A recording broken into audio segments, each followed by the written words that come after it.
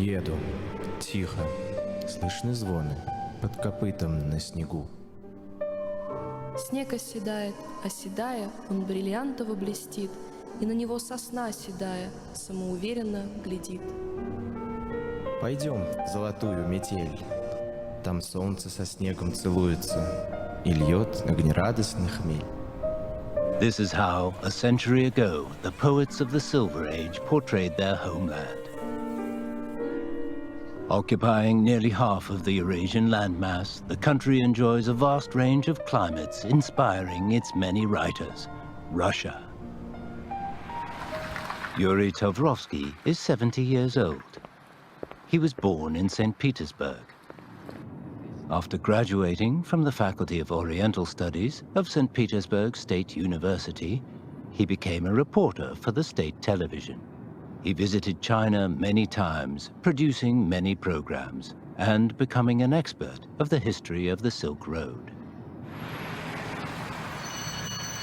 After retiring in 2009, Yuri was invited to teach at the Moscow State Languages University. The university is one of the oldest in Russia and a cradle for diplomats and elite translators. Yuri teaches East Asian culture to undergraduate students of the Institute of International Relations. Тема у нас «Один пояс, один путь». И поначалу эта инициатива Си Цзиньпина выглядела как какая-то политическая фантастика. Но китайцы со свойственной им настойчивостью развивать и претворять в жизнь.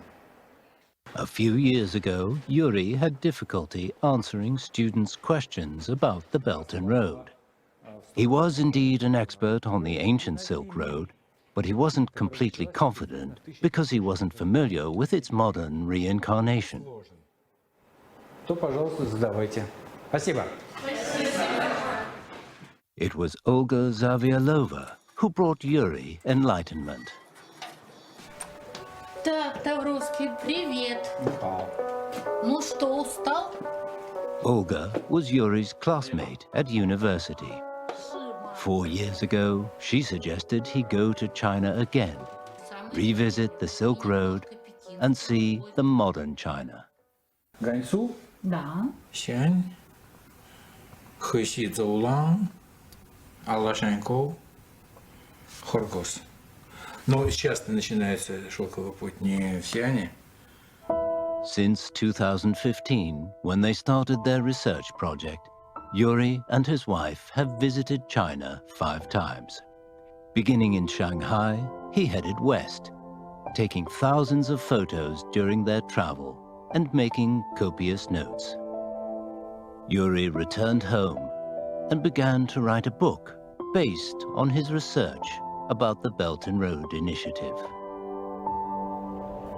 Я, конечно, не первый исследователь, который пишет про шелковый путь, но их работы довольно давно были написаны. Поэтому у меня была мечта совместить как старину на шелковом пути, так и то, что происходит нового на шелковом пути, для того, чтобы у моих читателей было такое объемное впечатление, стереоскопическое впечатление не официальным языком, а таким языком, который понятен и приятен читателю.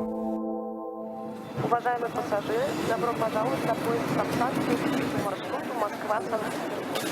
Температура в Петербурге -7 градусов. As his studies developed, Yuri became one of the most influential scholars on the Belt and Road Initiative. His alma mater, St. Petersburg State University, is currently researching the BRI. Yuri has been invited to lecture there. With nearly 300 years of history, St. Petersburg State University is one of the leading universities in Russia. Yuri's last visit was 20 years ago. It was the place where he and his wife spent some of their happiest times. After graduating from the Faculty of Oriental Studies 48 years ago, some of his classmates became diplomats or politicians. Others became scholars and writers. Более чем, получается, у нас 60 с лишним лет сосуществования, воспитал многих выдающихся выпускников и сделал многое для укрепления российско-китайской дружбы, ну и вообще как отношений нашей страны с разными странами. И мы рады вот сегодня приветствовать двух наших выдающихся выпускников. У нас не было возможности поехать в Китай, учиться, как у вас. И вообще никто не представлял себе, что Китай когда-нибудь возродится, возвысится и достигнет... In a 2-hour lecture, Yuri shares his experience of China with his audience, explains to them how the research was conducted. He also tells them how he decided to shift his research focus from the ancient Silk Road to the modern Belt and Road Initiative.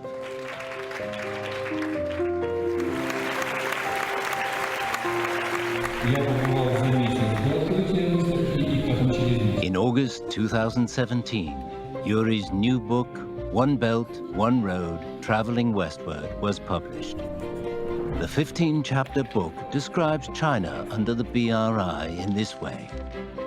The port of Lianyungang is the starting point of the new Eurasian land bridge. Zhengzhou in central China, the key transportation hub, and Alashankou serves as the westward gateway to Europe. The book also describes the development of China's regional economy and enterprises. It is an exciting story, well told. Я очень надеюсь, что молодые ребята, студенты, заинтересуются шелковым путем, заинтересуются Китаем еще сильнее и будут передавать огонь, пламя интереса, любви к Китаю, к китайской цивилизации уже следующим поколениям, среди которых они будут жить. In his book, Yuri Tavrovsky describes the BRI like this. Вот в это сложное, противоречивое время Китай выдвигает инициативу «Пояс и путь», которая как раз соединяет народы. В этом историческое, цивилизационное значение.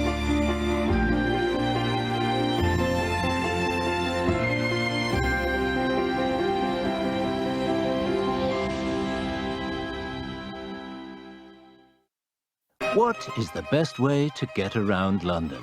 By bicycle? On foot? Tube? Or boat? Many Londoners would say it has to be by bus, double-decker bus. Tower Bridge, the Greenwich Meridian, or the British Museum. Buses can take you anywhere. If the bus you ride doesn't go to one, change for another. London buses carry not just passengers, but also the history, heart, and soul of the city. London was once the capital of an empire that ruled nearly a quarter of the Earth's land area. Today, it is an international metropolis whose heart beats in time to the global economy.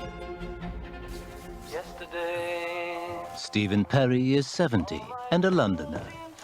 He currently serves as the chairman of the 48 Group, a British trade organization. His daughter, 38-year-old Jodie, also works for the organization. Okay. My work since I left university where I studied law has all been with China.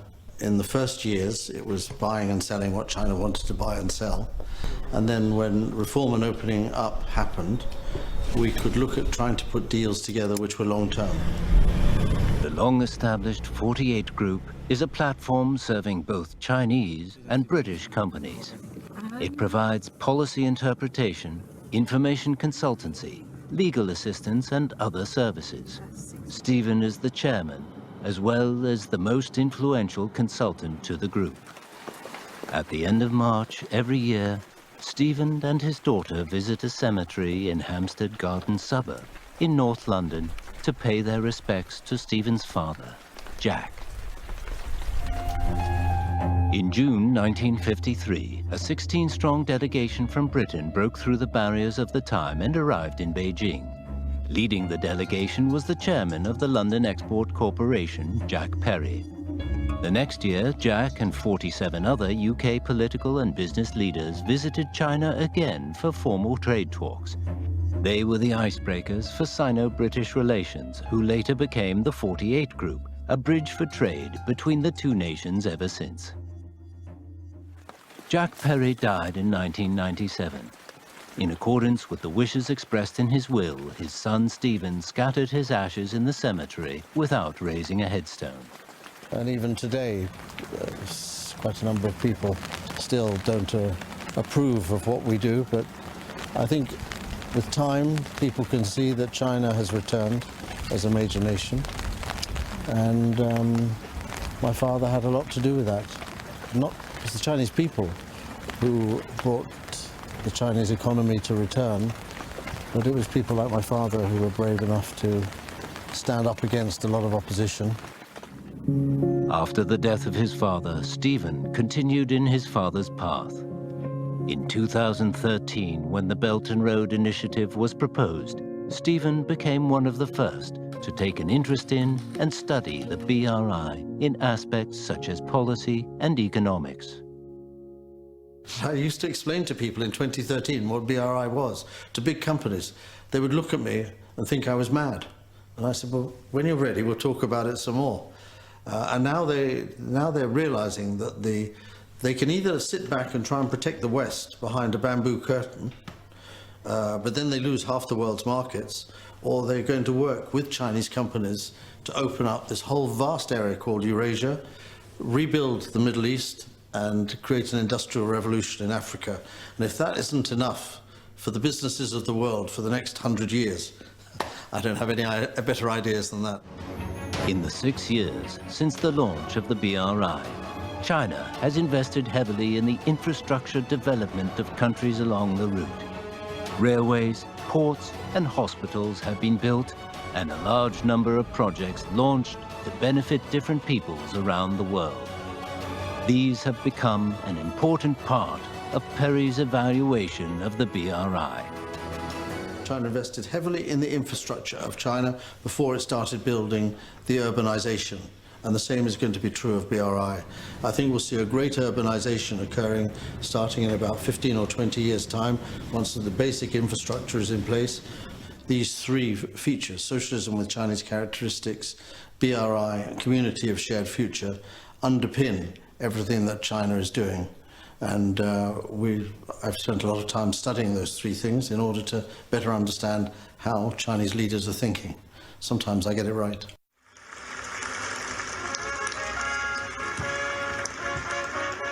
On December 18, 2018, a conference was held in Beijing to celebrate the 40th anniversary of China's reform and opening up. The Chinese government awarded Stephen Perry the China Reform Friendship Medal for his work as a promoter of Sino-British economic and trade exchanges. President Xi Jinping, he's the most remarkable leader in the world that I've come across. When I met him, I was sitting there watching him and listening to him talk, and I thought, you're a philosopher. I've never met a leader like you who's a philosopher. It explains it in very simple language, but it's a basic philosophy. Socialism with Chinese characteristics, BRI and community of shared future, they're philosophies. But his philosophies come from practice. Returning home from China, Stephen shared his experience of meeting President Xi at the annual meeting of the 48 Group. Later in the year, I had the incredibly good fortune to meet President Xi Jinping, and President Xi was very clear about welcoming the icebreakers and their anniversary, but also about the potential for Sino-British relations. For more than half a century, the Perry family has kept faith with the icebreaker spirit. Generations have shared the moments when the history was shaped and share the hope for a better future for the world and for the world to have a better understanding of China. This is how Perry interprets the BRI. So sharing is the essence of socialism with Chinese characteristics, and sharing is the essence of BRI.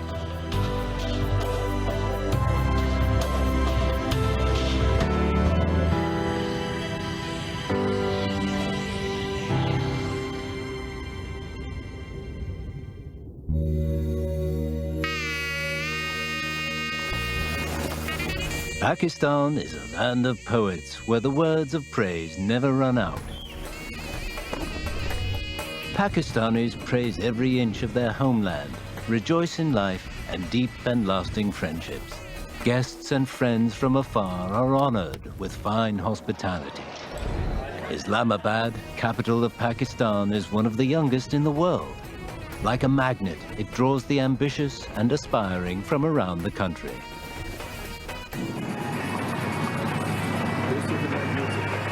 Zamir Ahmed Awan, 57, is a sinology professor at the National University of Sciences and Technology, or NUST. He wants to establish a master's degree program in Chinese studies specializing in the BRI. Founded in 1981, NUST is the country's top-ranked higher education institution in engineering technology. The university consists of 18 colleges and has 16,000 students. Its alumni have made significant contributions to the infrastructure, industry, and aviation sectors in Pakistan. Assalamu alaikum. Let's start the class for today. How the China has developed so rapidly. Today, Zamir is delivering a lecture on China's development experience. Before the start of the master's degree program, he's acquainting his undergraduate students with the BRI. 主要目的呢，培养巴基斯坦的年轻人呢，对“一带一路”做一定的贡献。我们的传统友谊、铁哥们儿的关系呢，转给我们的下一代。 Zamir's zeal to cultivate the next generation comes from his past experience. 40 years ago, the 18-year-old Zamir passed a selection exam and went to study machine engineering at Shanghai University. 从1980年到1987年，我在中国，那个时候呢，物质生活比较差一点，感情方面呢，非常非常好的。老师呢，看成我们的自己的儿女，他感觉到我衣服破了，我身边不是父母也不在，那谁补给我衣服呢？完了是他说我就分给你这个衣服。那个时候还是用粮票、肉票、布票、邮票排队买东西。那个时候呢，巴基斯坦的 GDP 比中国高一点，但是呢，现在呢，我觉得是中国呢比巴基斯坦发展的呢50年前进。 In 2013, the China-Pakistan Economic Corridor, or CPEC project, was officially announced. A key project of the BRI, the CPEC covers a wide range of cooperation in the fields of transportation, energy, and industrial development. Since then, China has been Pakistan's biggest investor, creating over 75,000 local jobs. When the CPEC project was proposed, 51-year-old Zamir served as a counselor at the Pakistani embassy in China, in charge of exchanges in science, technology, and higher education. During his term, Zamir organized more than 100 student placements in China. He returned to Pakistan in 2016 and his post as a professor at NUST. He was the one promoting this cultural exchange, and he was the one who convinced us to go there. I went to China 2 times, and the first time we went there, he took us to Shanghai, Beijing, Hangzhou, and so many other cities. I don't even remember the names of other cities. Over the last 2 years, Zamir has gone to a local radio station every month to act as an expert commentator. He is keen to counter the negative reports on the BRI.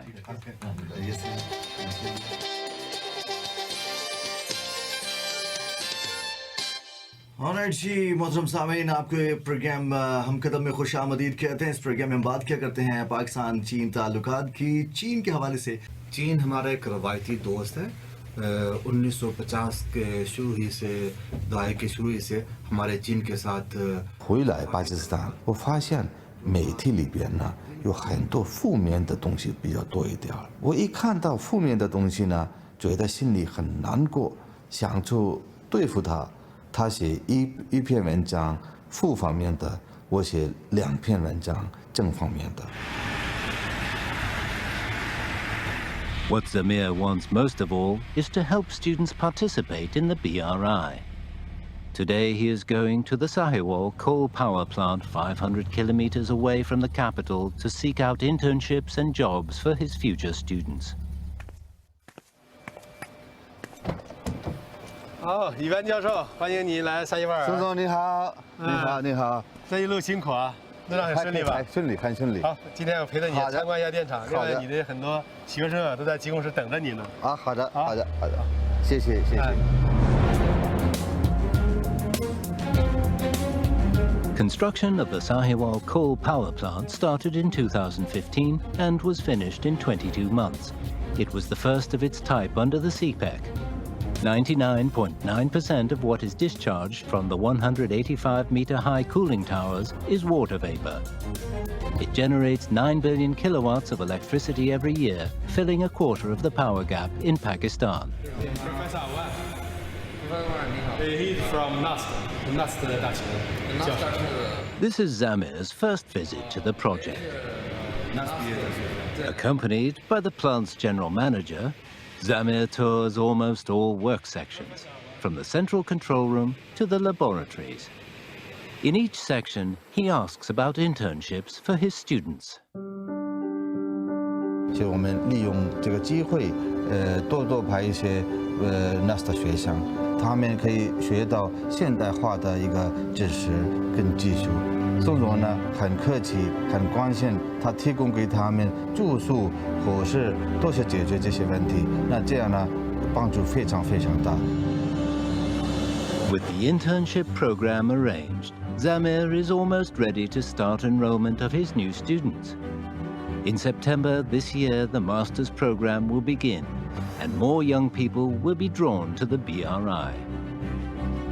In his syllabus, Zamir uses the following words to describe the BRI.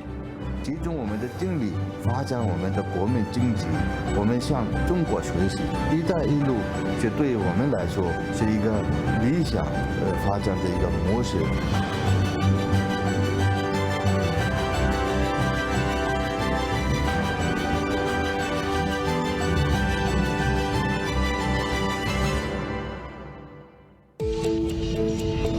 Within just 20 years, South Korea rose from ashes of war to the world's 11th largest economy. The Han River originates in Mount Taedong and flows through Seoul. The banks of the river are lined with world-renowned multinational corporations, which play a key role in the country's rapid and continuing development. It has given rise to an export-oriented economy dubbed the Miracle on the Han River.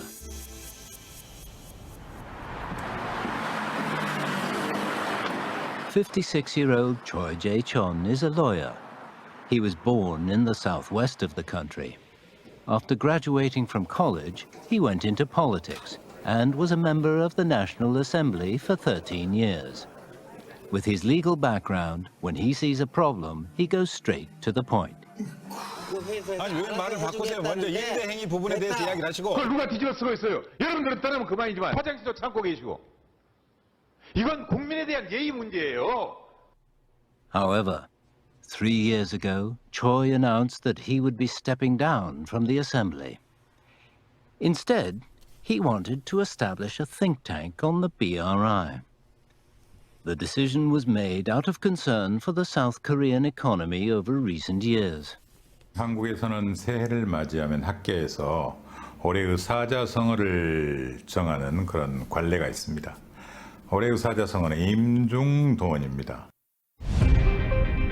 The 4 character expressions assigned to each of the past 3 years have all expressed popular discontent. Due to the political unrest and the high debt ratio of consortia, in 2018, growth in the South Korean economy hit a new low. Choi Jae-chon sees the Belt and Road Initiative as a lifebelt in troubled times. 이게 얼마나 중요한지 예민한 주제인지 앞으로 한국 사회에 얼마나 중대한 영향을 미칠지에 대한 이해가 부족했어요. 나 말고도 한국 정치인이나 한국 학계에서 연구를 하겠지 했죠. 근데 생각보다 한국에서 여기에 대한 민감성이 떨어지는 겁니다.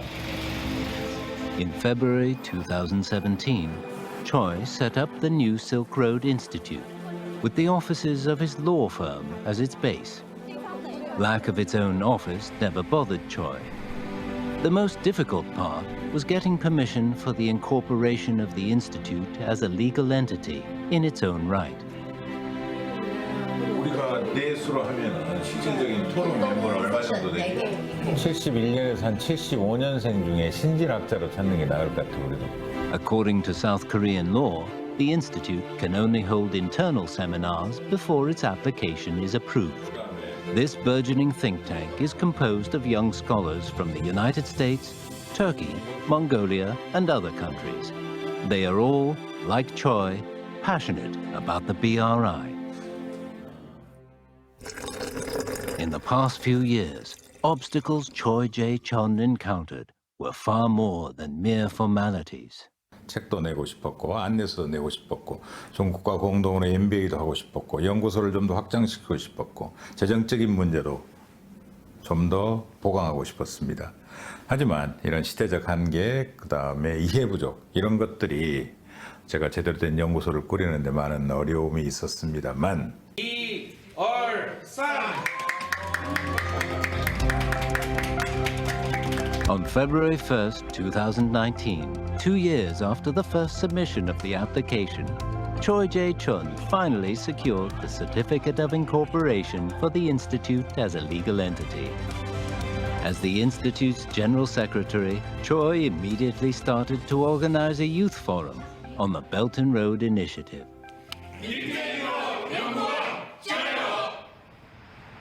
To hold the forum, Choi needs 100 million Korean won.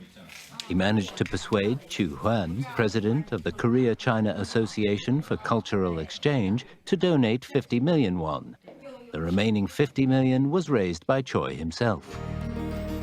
On February 28, 2019, the Belt and Road Youth Forum was held at the Hotel Myeongdong in Seoul, with more than 100 youth delegates from over 80 countries. Choi invited Wang Yiwei, a Chinese expert on the BRI, to give the keynote speech. So from different countries, different regions, it's hard job. So that's the reason we need this international youth forum, because you represent the future. You represent of the future's wisdom. Apart from the main topic, the forum has 4 parallel sessions, including one on the community of shared future. We find that the kind of money that has been used for the entire project is kind of more than the initial money that was the project was supposed to cost. The energy more efficiency is going to be better. That's what it means. So what you're talking about is still back to the education. Yes. 제가 모든 걸 다 할 수는 없습니다. 그냥 자그마한 한국의 조그마한 연구원일 뿐이죠. 우리 젊은이들이, 청년들이 전 세계적 미래를 저는 만들어낼 수 있다는 그런 믿음이 있었습니다. Choi hopes the Belt and Road Youth Forum can be held biennially in future. He also plans to publish a book, Belt and Road in South Korea, introducing the results of his BRI studies to South Korea. Through his think tank, Choi aims to connect South Korea's national strategy with the Belt and Road Initiative. 모든 길이 장안으로 통하던 시대가 있었습니다. 이제 시대의 모든 길, 역사의 모든 길은 베이징으로 통합니다. 다음으로 1대1로는 거대한 플랫폼이 되어야 합니다. 세계 시민 모두가 마음껏 뛰놀고 마음껏 이익을 창출하고 모든 것을 함께 나누는 거대한 광장이 되어야 합니다.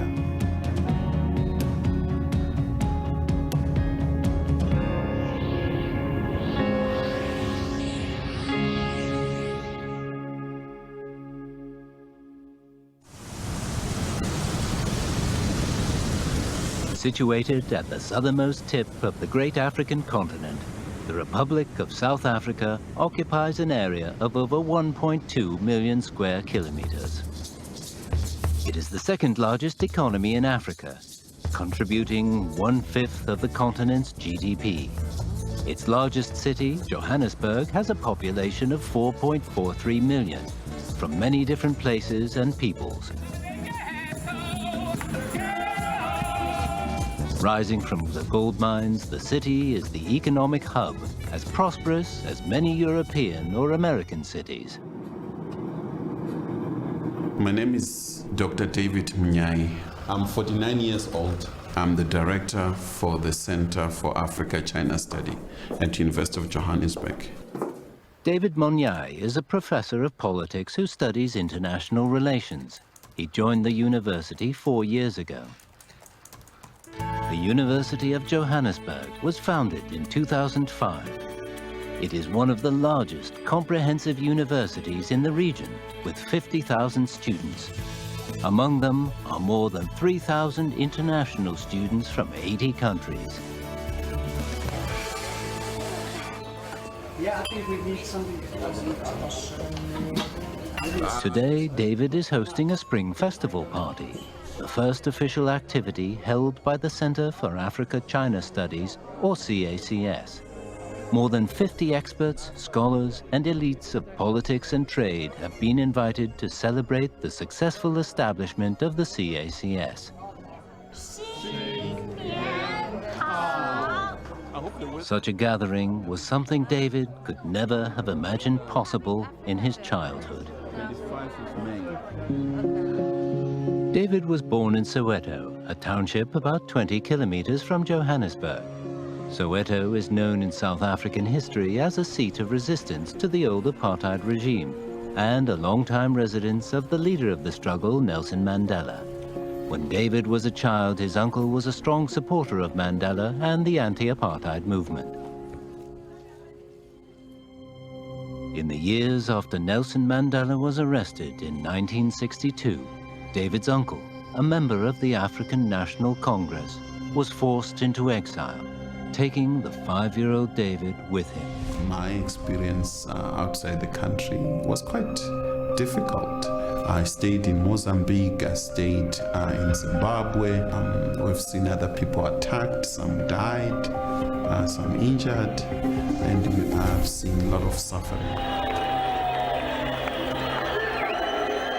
In 1990, Mandela was released from prison at the age of 72.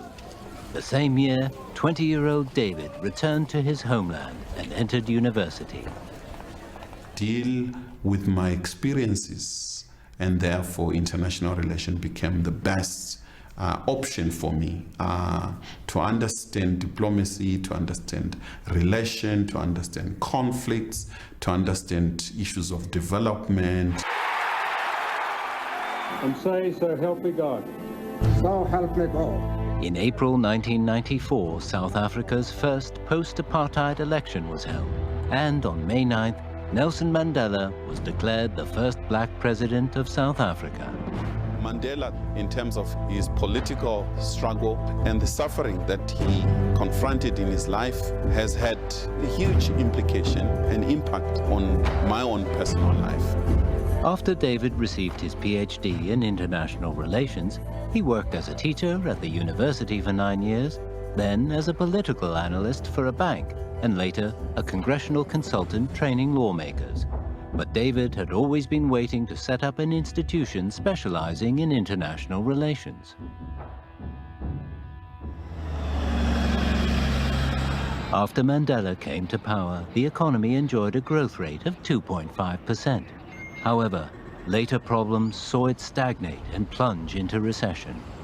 In 2013, it was a baleful former president who died, aged 95, at his home in Johannesburg.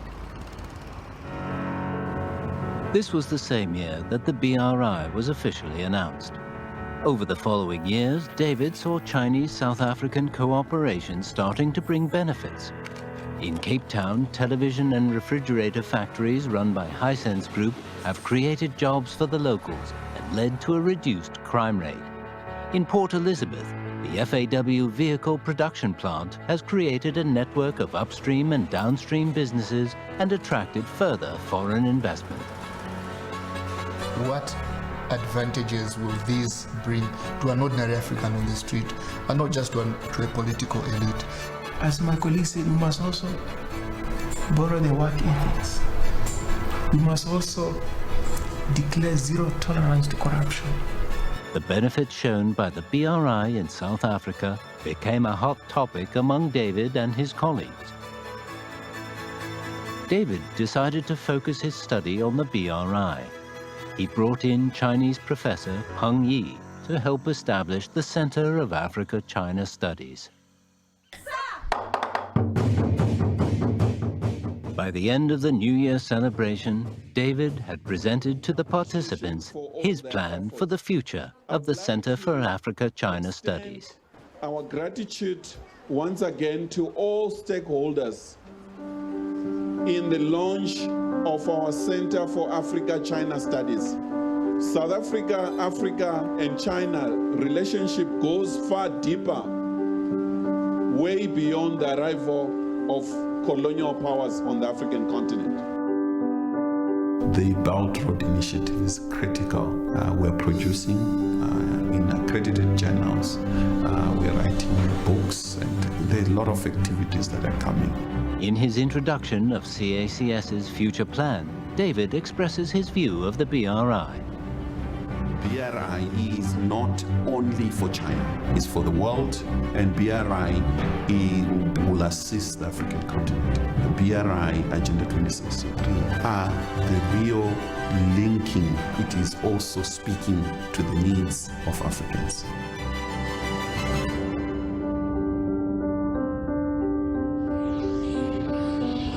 The BRI is a new trend, I can say it is a new regional cooperation format that all countries can participate. I think it's a good initiative which can promote trade by increasing the connectivity between countries. لها تأثيراتها كما كان لخط الحرير تاريخيا تأثيراته، فستكون لها تأثيراتها الكبيرة. I think this is an excellent